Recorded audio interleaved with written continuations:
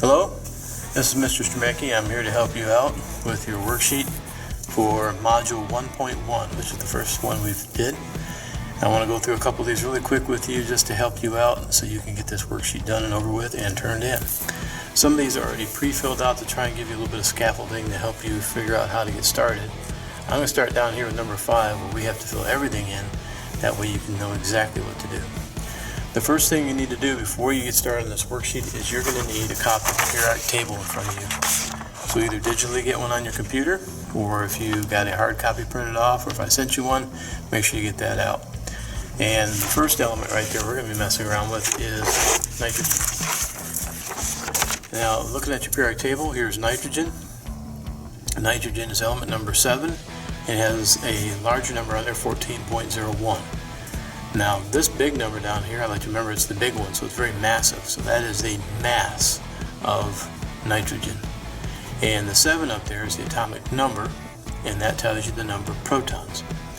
We'll also see later that it also tells you the number of electrons, at least to start with, but that can change later. But that 7 tells you the number of protons. Alright, let's fill this sheet out. The first, let's see, number 5 here is nitrogen, and the atomic number was that small number, so that is 7. The atomic mass was 14.01. The number of protons, remember that's the same as the atomic number. That was that small number on top, which is also 7.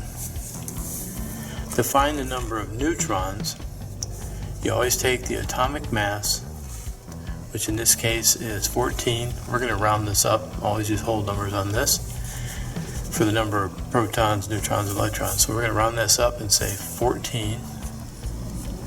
You subtract the number of protons away from it, 7. And that leaves me with 7 neutrons.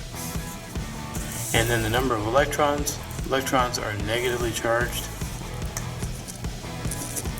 Protons are positively charged. And to start off with, we want the same number of protons, positive charges, as you want negative charges. So if you have 7 protons, positive protons, you want 7 negative electrons. Okay, that's the first one. Let's try another one. The next one down is sodium, Na. You find sodium on your chart, right here. It is element number 11. And the mass is 22.99. So we're probably going to round that to 23 to give an example of rounding. So they want to know the atomic number. That was the small number, which was 11.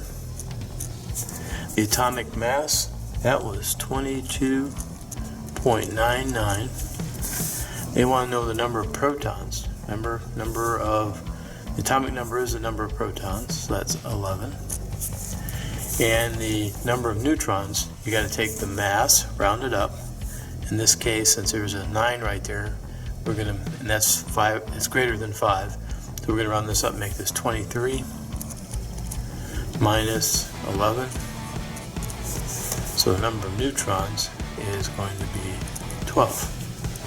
And the number of electrons, remember you want that to be the same number of positives and negatives.